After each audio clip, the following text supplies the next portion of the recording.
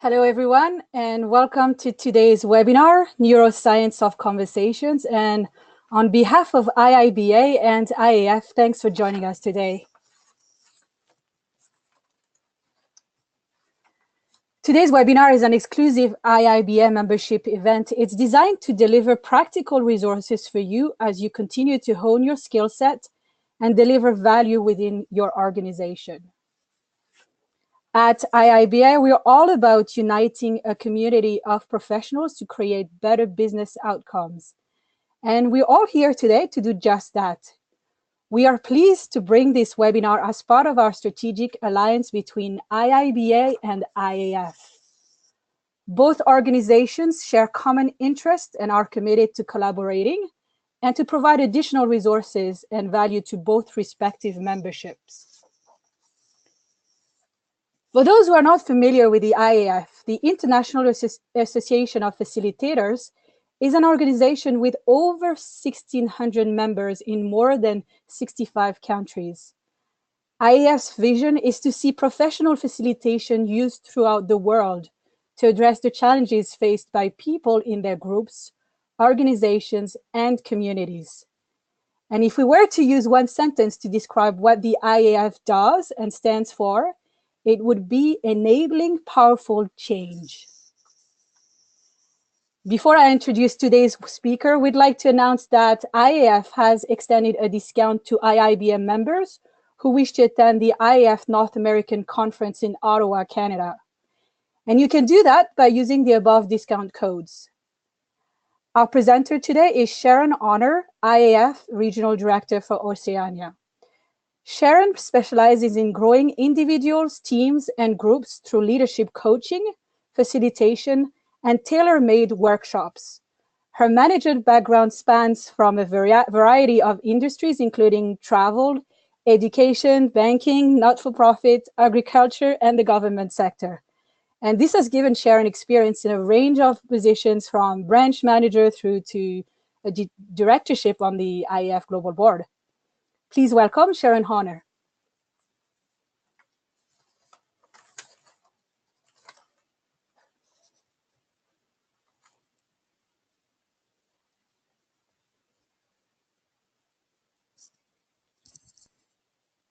Marlena? Sharon, I think you have your mic on mute.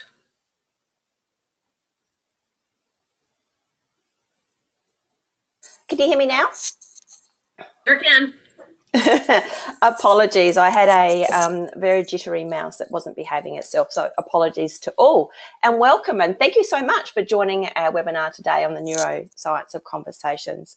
And thank you, Leva, for your introduction. And as a executive and leadership coach, and also a facilitator with over 20 years experience working with small to medium-sized enterprises and across a variety of industries, one of the things that I became extremely fascinated by and hold a deep respect for is the power of language. So one of the things that drew me to the Neuroscience of Conversations is understanding the research now demonstrates there's a connection between our conversations we have and the chemical reactions that we have on our brain, in our brains. So just to give you an outline of what we're going to cover in today's session,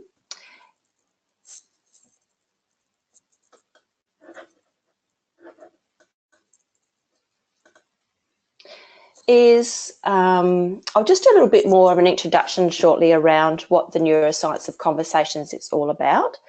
I'm going to run through the 5 brains, and there's now been some research that there's more than 5 brains, there's actually 6. So I'm going to touch on that.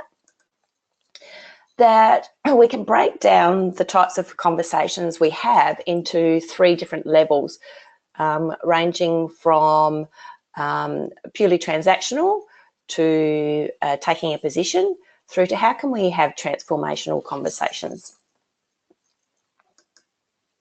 We will look at how can we prime for trust. So a couple of the outcomes that I'm looking to share with you today is, as facilitators with our facilitator hats on, how do we actually create trust and build sound partnerships with our facilitator hats on? And then the end of the day, or end of our session, I'm really keen to hear from you what you're taking away that's going to be useful when you are next facilitating a session. So from an introduction perspective, one of the things that really scared me was that there's a stat that says that 9 out of 10 of our conversations miss their mark. So what's going on is that we're so busy in our own heads that we're not listening, and as a consequence, we're actually stopping to listen to other people every 12 to 18 seconds. And there's new research to say that because of the impact of technology in today's society, that could actually be as little as every 6 to 8 seconds. So when we think about the amount of time in every minute that we're having lapses in listening, we can extrapolate very quickly how 9 out of 10 conversations may be missing their mark. So the amazing thing is that because there's a chemical reaction to every conversation we have, that every conversation we have consequently has the power to change our brain.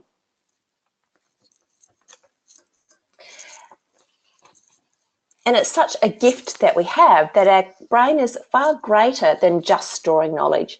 It's actually activating our brain and continuing to allow us to evolve as a civilization. So the part of our gene makeup is that we are passing on genes to each generation, but they are continuing to evolve so that we can grow.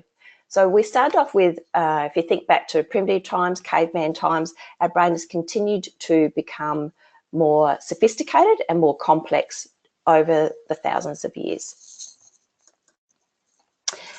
And as facilitators, the really cool thing is that now we can draw on this knowledge to support us in creating powerful conversations within our work. So as I come to you today, I'm not coming as a neuroscientist. I'm coming to you as an IIF member and a certified professional facilitator and a coach who is fascinated and has done a lot of research around how neuroscience impacts on conversations. Just for something for you to work on during our time today, I'm really curious to know if each of you have a conversation that you would like to lift to the next level. So I'm going to ask you to take a moment. I want you to think about a conversation that you may have had in the past that didn't work very well, or that you have one in the future that you've been putting off because you know it's going to be painful, or there's a conversation that you're really keen to plan for that you'd like to ensure that it goes to the next level. So I was going to give you a moment just to jot that down.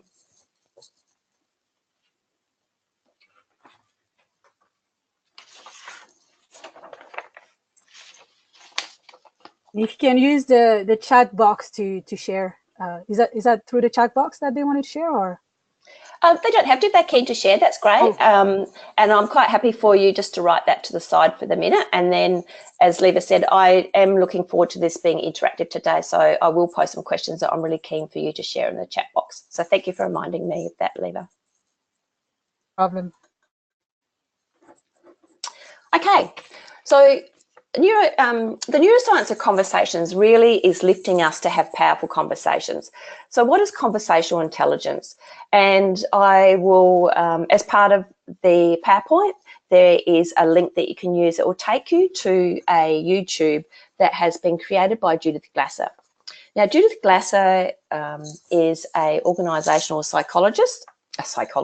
organisational anthropologist, and she has spent her time looking at the connections between all the work that neuroscientists have done over the last couple of 100 years and overlaying that with the latest research to see what is actually happening within our brains, what chemical reactions are occurring, and how can we actually manage those and be in control of those. So a couple of things that she talks about is that we all have the FOX2P gene, and the FOX2P gene is a language gene, which sets us apart from most other animals in the world. I think birds also have the FOX2P gene, and there's one other animal which I can't think at the moment that also has the FOX2P gene. And that means that that gives us the ability to communicate. So the difference when we think about conversational intelligence, or if we want to use it in a short form, is CIQ. And you would be aware there's other intelligence that exists. For example, it could be EI, emotional intelligence, or it could be IQ. Is that it's really about the I. And so it's about you as an individual. And what's different about conversational intelligence is it's around how it needs more than one person to be involved in it. So it's around how we communicate and how we actually trigger each other every time we communicate. So what's happening every time we have a conversation is that we are connecting, we're navigating, we're learning, and we grow. And to enable us to continue to grow and as a civilization, we're looking at how can we create networks and capabilities that can turn our genes on and off. So one of the things that is really cool around this work is that we thought that we had set genes. However, this is not the case. We do have a set gene pool that gives us stability, but there's also some research around epigenetics. And epigenetics is transcript genes that we're all born with that continue to be imprinted on during our lifetime. And this is how we've been enabled, it enables us to grow as a civilization and continue to be more complex as human beings. So when we think about that, it's quite mind-boggling, isn't it? That every time we have a conversation, is that going to turn our genes on and off? And we are hardwired to know when to turn those on and off because it's around continuing to complete and grow us as individuals, as teams, as organisations, and wider into our culture and our civilization. And so we can then create a new imprint for each generation.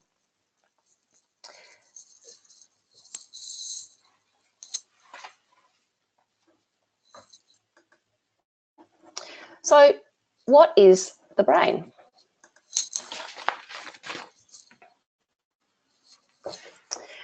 The brain has been, initially we started off with around the primitive limbic and heart brain, and then over the thousands of years as we continue to evolve, we've become more complex, and the neocortex, the prefrontal, and now the sixth brain they've been talking about is the gut brain.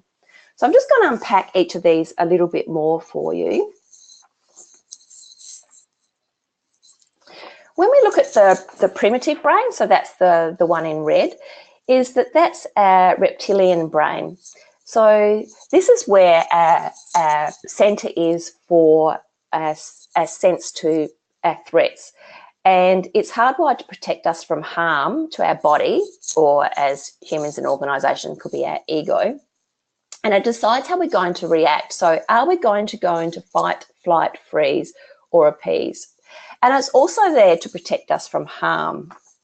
And to give you a really simple example of how powerful this is, I'm based in Adelaide in Australia, and we've had a lot of really bad fires in the hills here.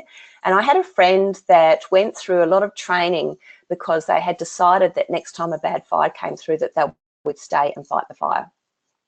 So they went and did their training. They had all in place of what they were going to do. The firefront was coming towards them. They had the firefighters there. And she said that the hardest thing she's ever had to fight in her whole life is this overtaking of her whole body of the primitive brain. Because even though all the training that she'd done, the primitive brain takes over and was telling her that she had to flee.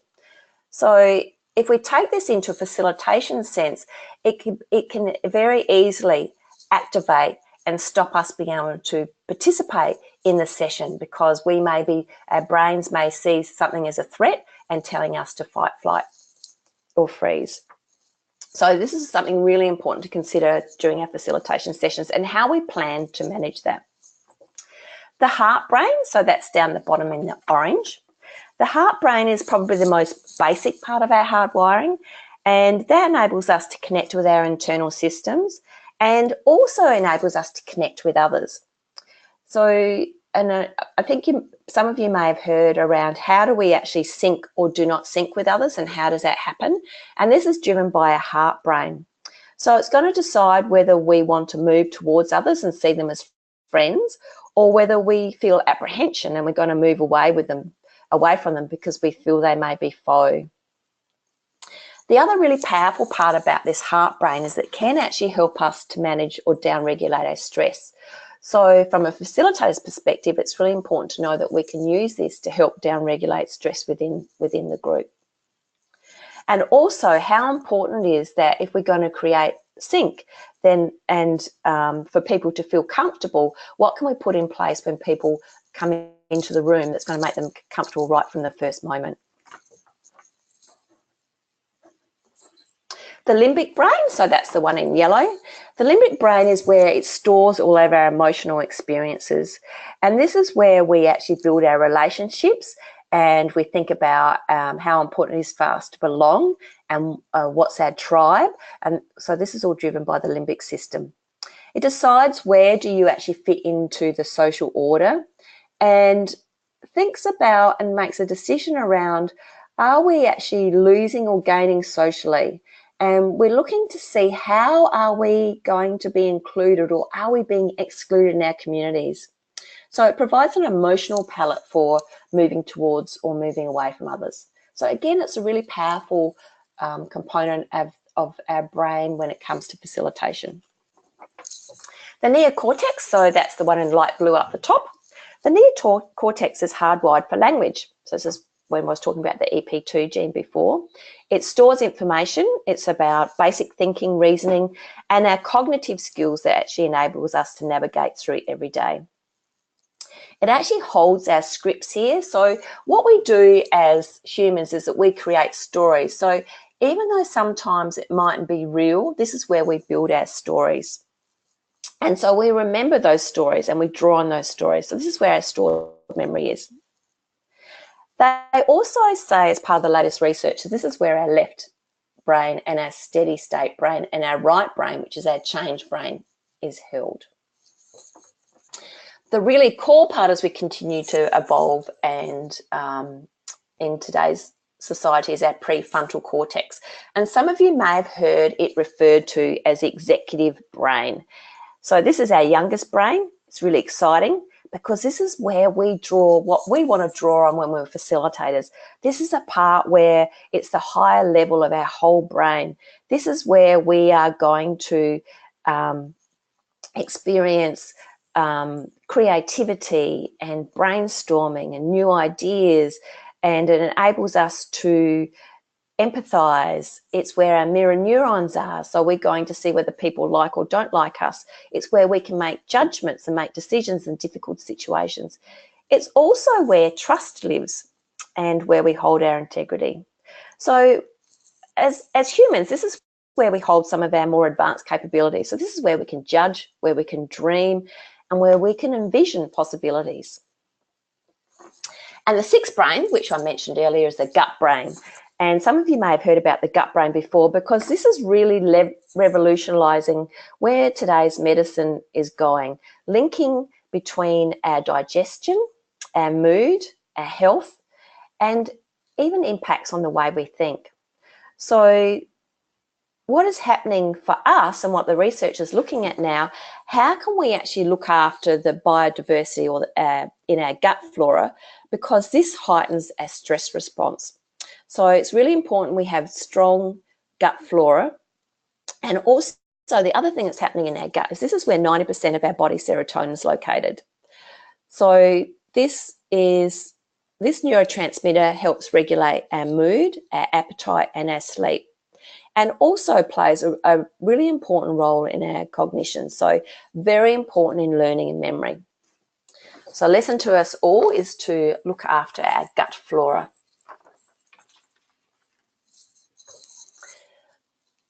So knowing that we are really continuing to evolve and where we want to sit as facilitators, the question that I'd like to ask you is, just for a moment, the conversation I asked you to jot down that you wanted to lift to the next level, I want you to take a moment and really think for you now, if in the best of all possible worlds, what would you like to have happen? So knowing that we want to operate from that forward, that vision, we want to really be firing off our prefrontal cortex, really take some time to think about, in the best of all possible worlds, what would you like to have happen with that conversation? So it'll take you just a moment for you to jot that down.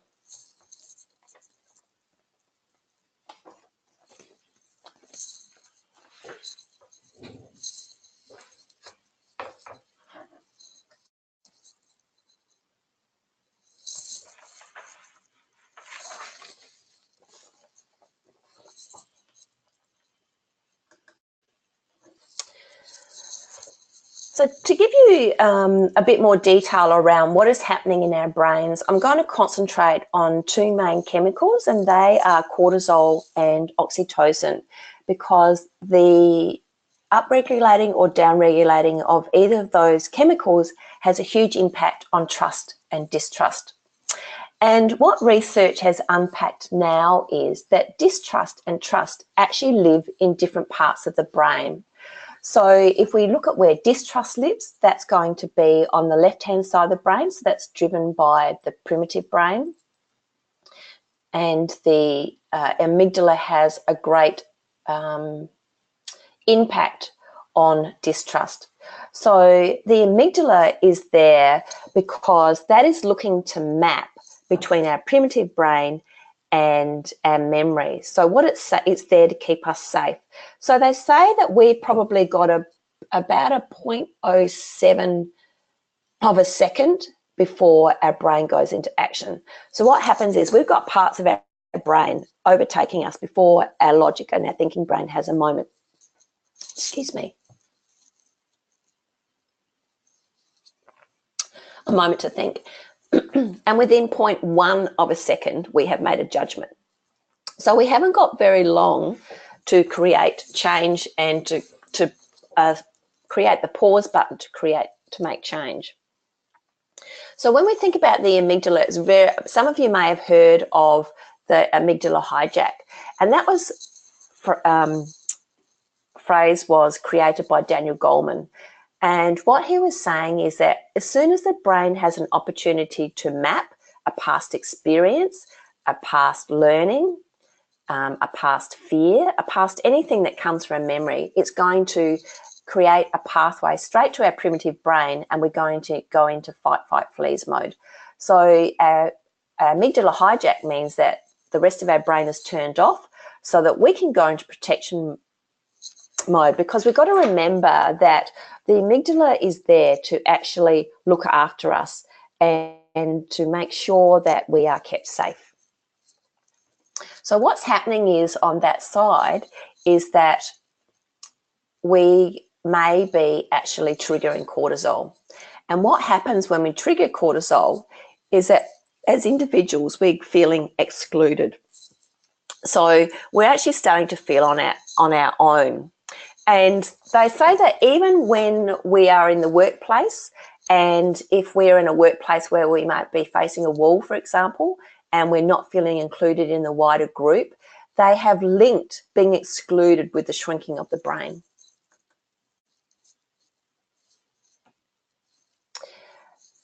Okay, so we may feel limited. So we can actually feel not only excluded, but limited as well by what is happening. We can feel like information is being withheld from us, that other people know and that we're being told. And as a consequence of that, we're actually being dictated to. And also that we are feeling criticised. So these are really important.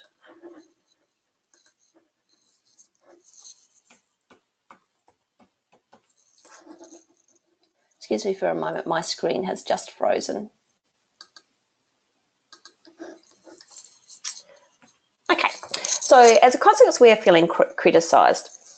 So what we're aiming to do as facilitators is that we want to make sure that we can minimise the trigger of cortisol. And if we have an amygdala hijack or a primitive brain is triggered, what happens is we have cortisol and also adrenaline released into our bodies. And if this is actually a severe case, it can take up to 26 hours before that subsides. So it's pretty scary to think if we trigger a cortisol or adrenaline as a facilitator, that impact can take a very long time to shift. On the other side, though, from the green is oxytocin. So what we're looking to build from a trust perspective is a growth in oxytocin. And what that enables us to do is that we can ensure that everyone feels included in the process, and that as a consequence, if we demonstrate appreciation of how people participate, we can then expand their knowledge, expand their thinking, and take them forward. And that will enable them to be comfortable in sharing. And as a consequence, it may allow them and support them to discover something, to discover new, and work together to be able to develop where they would like to go. And of course, one of the things that we sometimes forget, which is really important that we should do as individuals and also as teams, is to celebrate. So what we're looking to do is actually minimise our cortisol and maximise our oxytocin. I'm keen to hear from the group. What are some of the things that you have used as facilitators to build trust in your groups? So if you'd like to pipe them in the chat box, I'm really keen to know, what are people already doing that works well?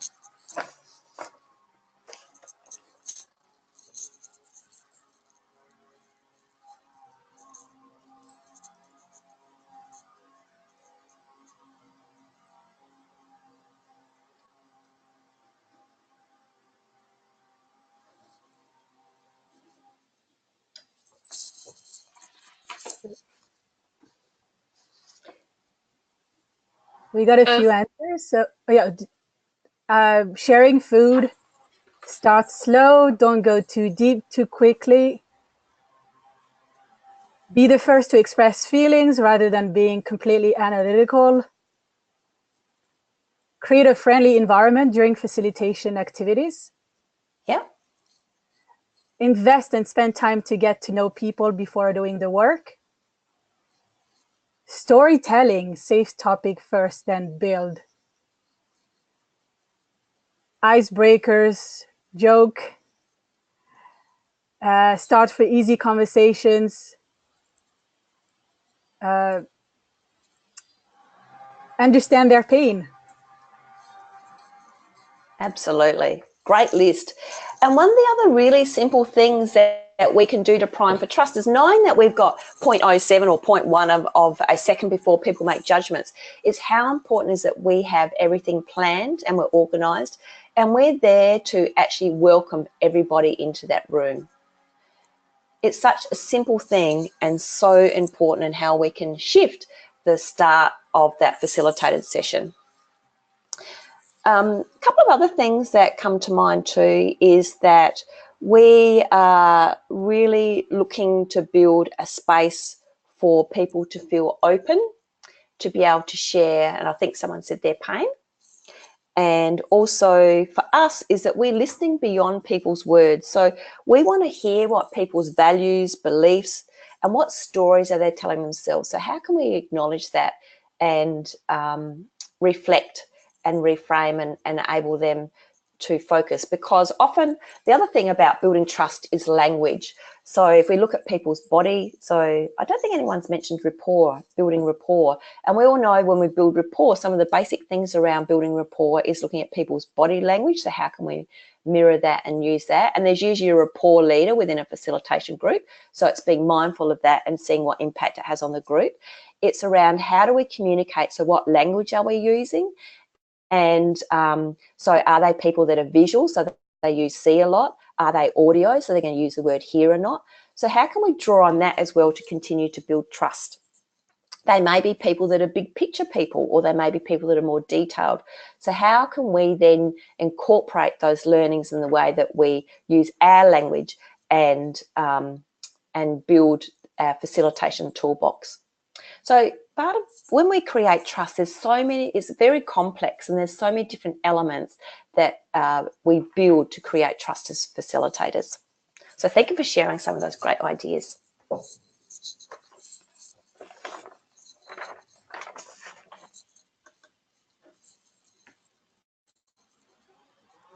So when we're looking at priming for trust, you can see that giving an overlay of where we're talking about where the brain sits, the distrust sitting on the left-hand side compared to the trust is sitting on the right-hand side. So the left-hand side is red for our cortisol and the right-hand side is green for our oxytocin. If we can actually use the prefrontal cortex, we're going to have a higher chance of creating trust. And also it's going to support us and also the group to be able to shift from looking after ourselves and protecting ourselves, so coming from a place of I, to going to where we can actually partner together and come from a place of we. And as I shared at the beginning of this, conversational intelligence needs more than one person for it to work well. So it's around every conversation we have, what chemicals are being activated, and what impact can we have on those to shift forward as a group, as a collective, as a we.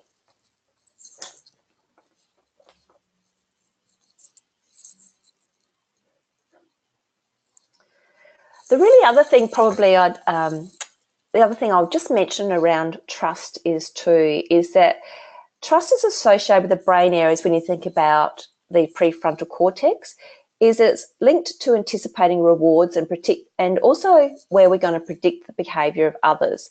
And also this is where we're going to be calculating a place of uncertainty. So one of the things that's really important as facilitators, that we can enable certainty within our groups so that they can sit in that place of trust and stay in that place of trust.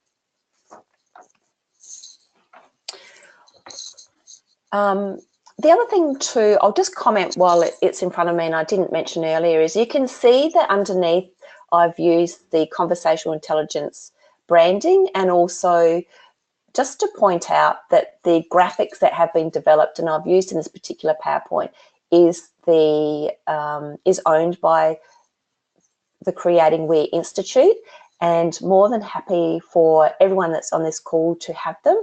But they are for the participants of this call only. So just to bear that in mind, to be respectful of Creating We IP. So one of the other things that conversational intelligence unpacked and looked at and started to map was the way that we have conversations. So we came up with there's three different levels, level 1, 2, and 3.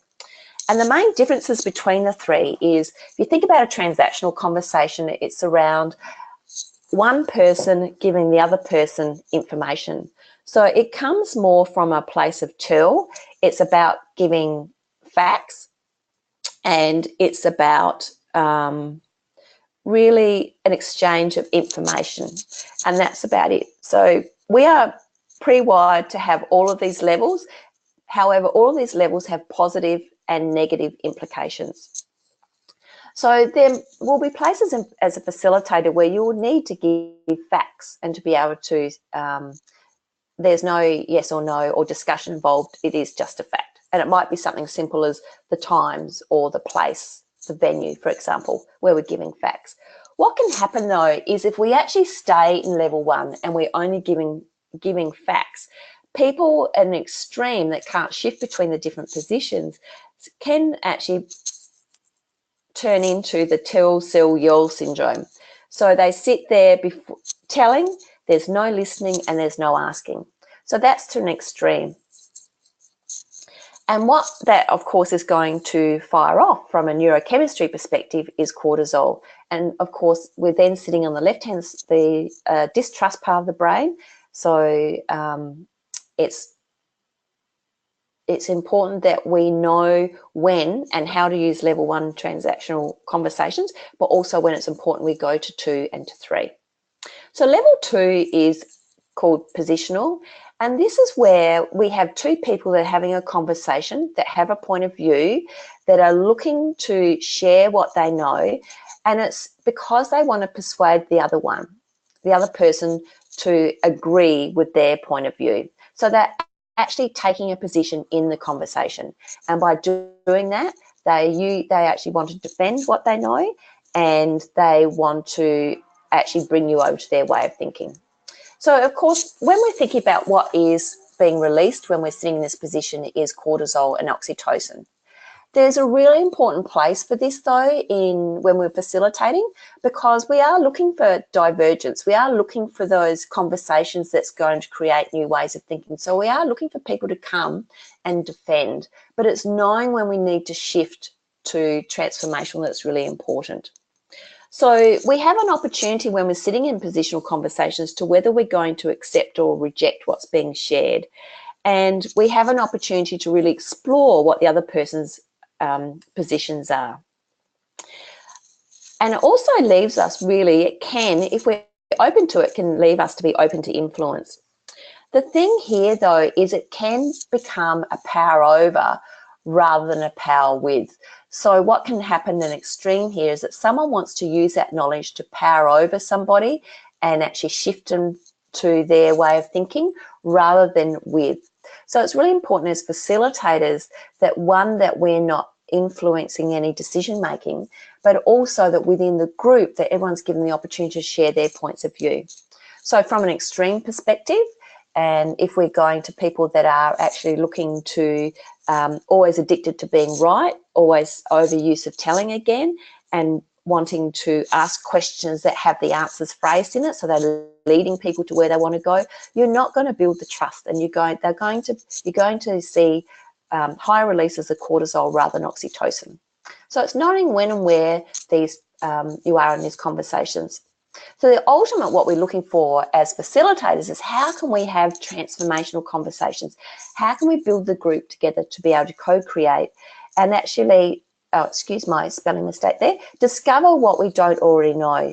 So when we come to a place of discovery, it builds high trust and actually allows increased release of oxytocin and also dopamine. And dopamine is the feel-good chemical that actually allows us to, it's our reward. We release dopamine when we're experiencing a great reward. So this is where we can work together. It's around co-creating, it's around mutual respect, it brings high trust, and it enables us to be able to come up with questions, asking perhaps discovery questions. So the way I think of these is asking questions to which we actually really don't know the answer to, and unpacking so that everyone understands things together. So for example, if I use the word success, not everyone knows what success means. So it's keep asking questions until everyone understands what success means to an individual and what success might mean to a group as a whole. The downside if we actually sit in this space for too long is that we could come up with lots of great ideas, but we never ever have time to execute. So we know that there's a place for 1, 2, and 3, but also sitting in 3 is fantastic, but it's knowing when we might need to go to 1 or 2 to shift to the next stage when we're facilitating.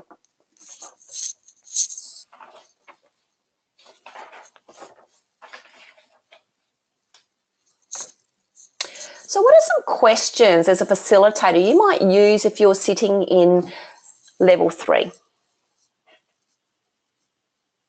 Pop them in the chat box.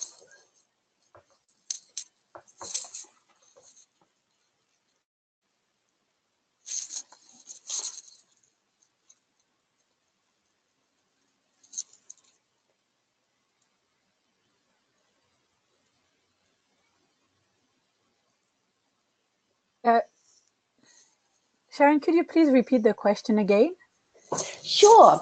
When we're looking at our conversational intelligence matrix, which is on the screen before you now, you can see there's level 1, which is transactional. So that's really about a sharing of facts. Level 2, which is positional, where you're looking to persuade other people around what your position is. And level 3, where we're looking as a facilitator to create that place of co-creation. So I'm curious to know, for those that are on today's call, what are some questions that they use to create level 3 or transformational conversations within their facilitated sessions? Yeah, we got a couple of questions here. Sure. How would you do X? Why do you feel that way? What should we do next? Well, what is your ideal vision for given X, Y, Z, etc.? What would have to happen in order for X to happen? Fantastic. What do they all have in common? What would success look like? How should we do X? What has been your experience? Fantastic. The one thing I will point out from a language perspective, which I'm curious to know what those on the call feel, is around why. So when we think about, one of the things that we're going to draw on from a transformational perspective is the fact that we are going to use open questions are really important. And open questions are going to start with a really simple way of remembering them is 5 whys and 1 husband, or 5 whippets and 1 hound. So the 5 whips are what, when, where, who, and why, and the H is how. The really interesting research around the impact that the different ways that we can form our questions is that when we use what questions, they're far more likely to create a transformational space, far more likely to create a brainstorming space for the group. What why questions do, because why questions are really important from an analytical perspective and fantastic from a science perspective, or analysing the reason something went wrong. It puts people in the past. So if we think about a timeline and we're in the past, present and future, what questions are focusing us to where we want to go, and why questions tend to put us in the past, and sometimes conversations can get stuck when we stay in why.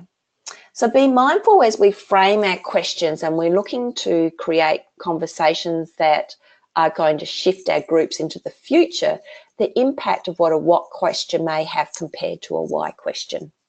And being mindful are, what are we using? What is the reason we're using those different questions? Are we looking to analyse something from the past, or are we looking to accept that and move people to the future, which is when we're going to use more what questions?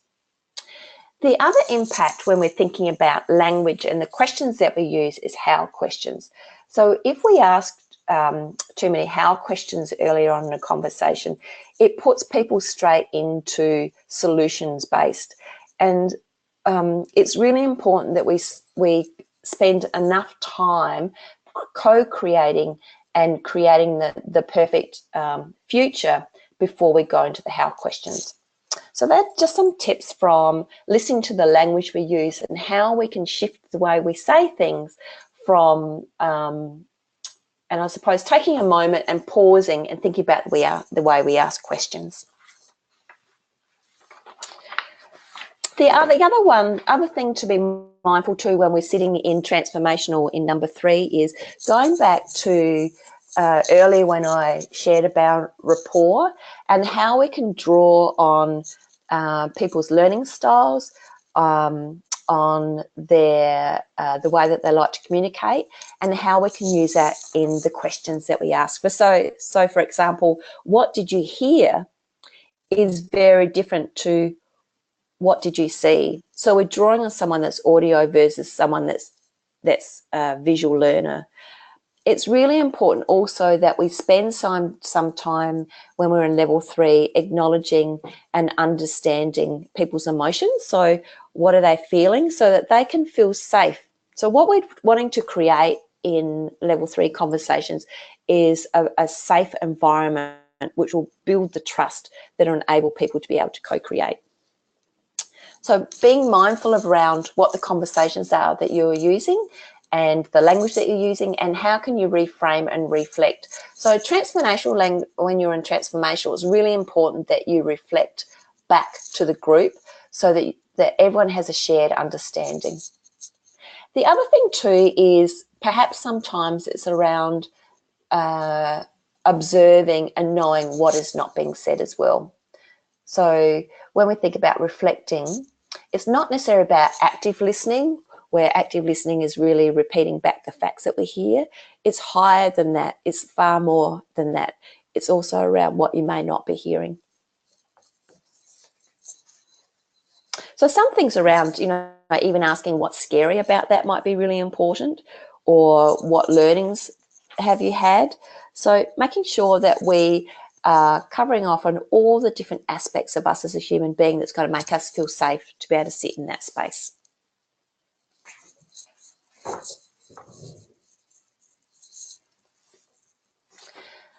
I'm curious to know from a group's perspective, just putting it out there, with what we have learned so far around the chemicals that we are firing off in our brains, that where we are continuing to evolve as civilizations and human beings. So each generation we're building our gene pool, and how important it is around establishing our foundation for trust, and looking at our different levels now, level 1, 2, and 3. Has anyone come up with any ideas now of that little conversation they wrote down for themselves, how they could shift that forward? And if you have, I'd love you to share it.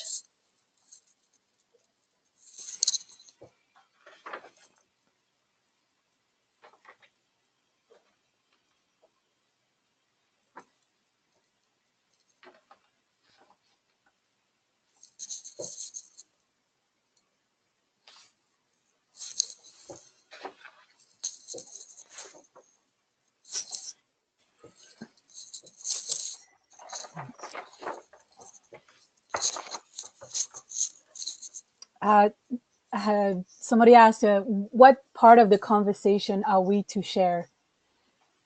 Have you got any ideas of how you can shift it forward that you'd be happy to share? And it might even that you've recognised that you're sitting in a level 1, level 2, or level 3. Or it might be that you have an idea now on the conversations we had of how you might shift that to the next level.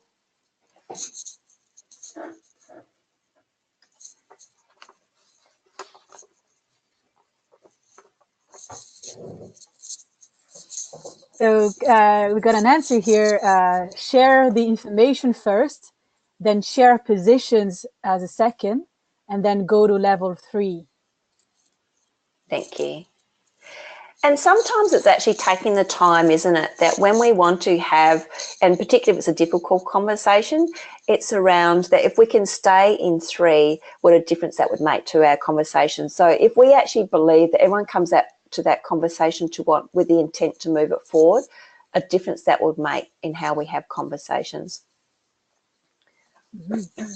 An interesting one is people are social beings, and it takes time to build trust, not just over one exercise in a meeting. So to move forward from one level to the other, you have to invest time in people, both socially on a more personal level and professionally.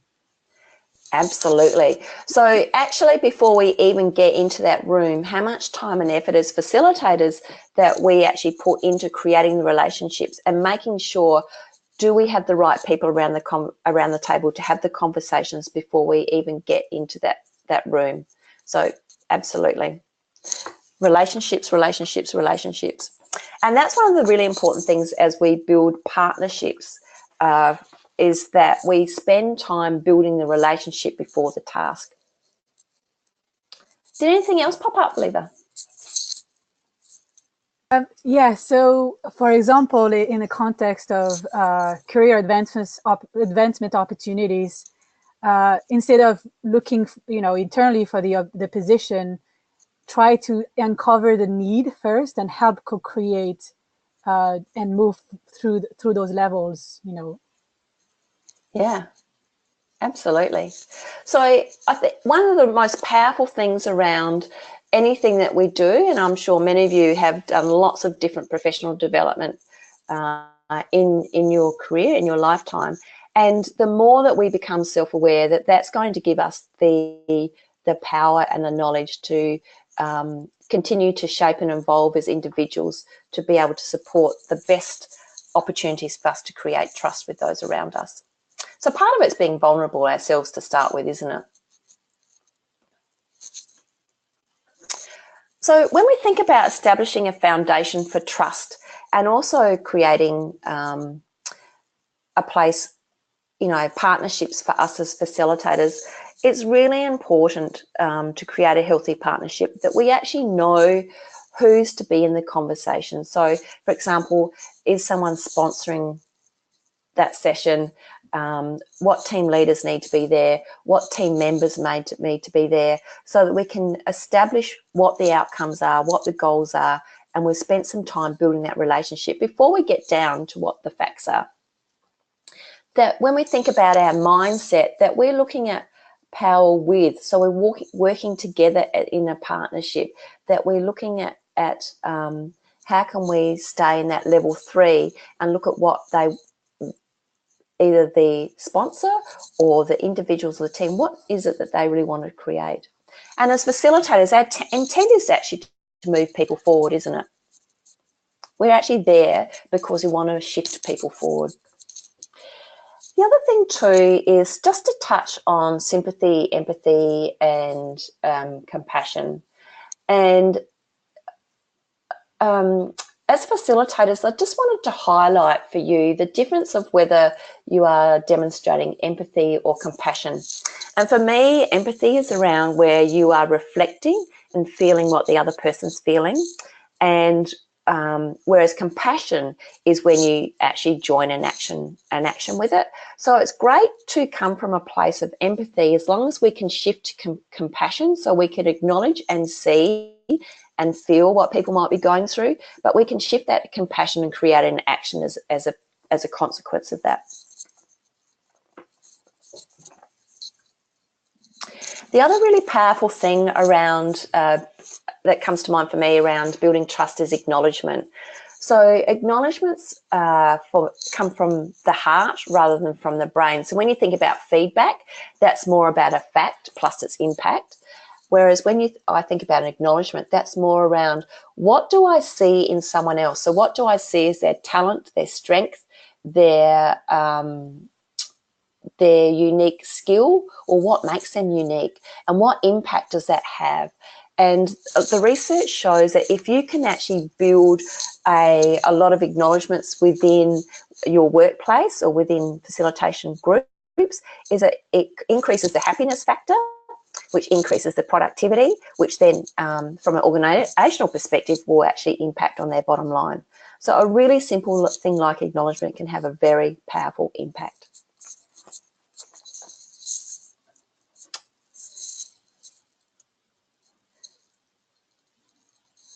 I'm just trying to think of some other things from a very probably 5 key things around establishing a foundation for trust that comes to mind is transparency. So ensuring that we are, and some of you already shared that today, is around the safe environment to be more transparent about the desired outcomes, and also to share the threats, so name them, see them. What are the threats that might stand in your way? And this actually helps to quell the amygdala and activates that prefrontal cortex and also your heart brain. So by doing that, you're impacting on 3 parts of your brain. The other one is around, we just talked about, the relationship, so listening to connect. So how can you establish the rapport and prime the conversation for mutual trust and openness and respect? And look at power with rather than power over. And what this does is it's triggering your level 3 conversation. So it's activating your coherence, it increases your oxytocin and reduces your cortisol. Another simple step is understanding. So how can you step into another person's shoes? So this is where I was looking at empathy and compassion. So how can you see the world from their eyes and share what is on your mind, what is on their mind, and how can you bridge the gap? And if you lower uncertainty, it can activate your empathy and also mirror neurons, because it's really important that that like me is triggered. Another one is shared success. So how can you paint a picture of shared success, not just the sponsor, but the group's success, and also to elevate the curiosity of the group, really what is possible. So this actually will activate more rapid sharing and discovery and innovation, and catalyses new ways of thinking with others. And the last one is to make sure that you test assumptions and tell the truth. So how can we tell the truth with candour and caring? How can we really identify those gaps? and how can we stay open to test those assumptions. And if we can do that, we actually fully activate the trust network, and this enables our executive brain or our prefrontal cortex and heart to connect. So it elevates both our conversations and also, as a group, the ability to influence. So in wrapping up today, I'm curious to know, what are some of the things that you're taking away from the conversation we've had?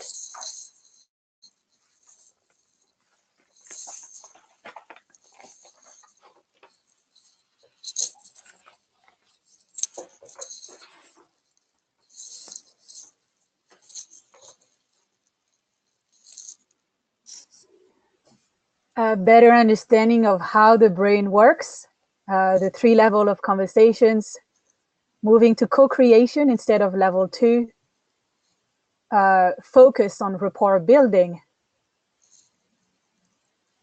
acknowledge whenever possible.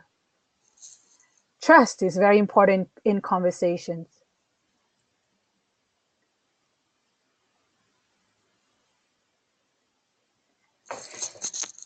Thank you, everyone. Yes, yeah, there are a lot of yes. You've got some more. That's fantastic. Lots here. Shifting Great. from sympathy to empathy to compassion and their differences. Understand better why people reach badly to change conversations. Most conversations are not about logic and facts, but the effect it has on the brain. And a lot of them about trust, about trust being important. And it's linked to a sense of certainty. Ask what questions to stay in the future domain. The brain is elastic, changeable. That's a good one. Neuroplasticity. Exactly. Comes to mind. Yep.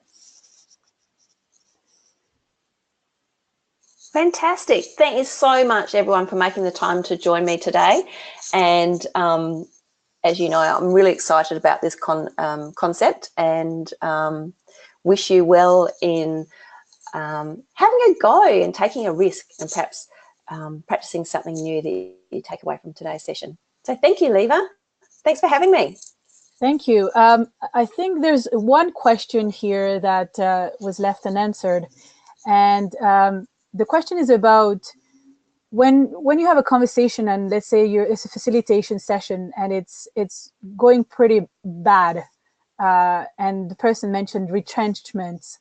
Do we still try to go to level 3, or do we stop it there? Cool. Great question. And what I'm going to do perhaps to start with is actually pose that to the group, and if anyone has experienced that before and what they might have done. So I'll just give you a moment to have a think about that. Do you want to repeat the question, Leva? Yes. In the context of a facilitation session, what if the session goes pretty bad and is pretty much bad news? What do we try to do? Do we still try to move up to level 2 or 3? Okay. What's everyone's thoughts?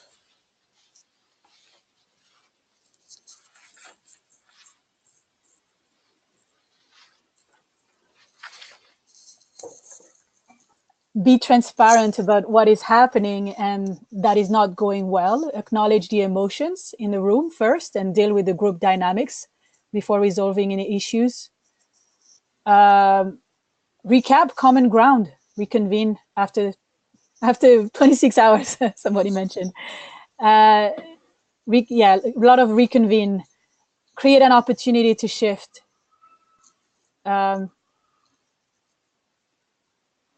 Acknowledge the feelings.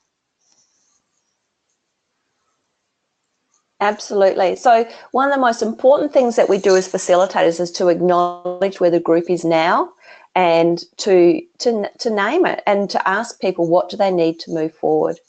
So it's about taking the time to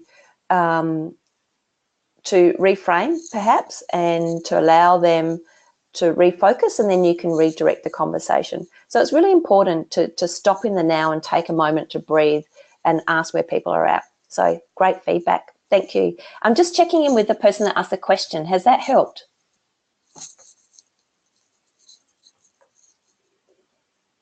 Yes. Fantastic. Thanks, Leva. Thanks.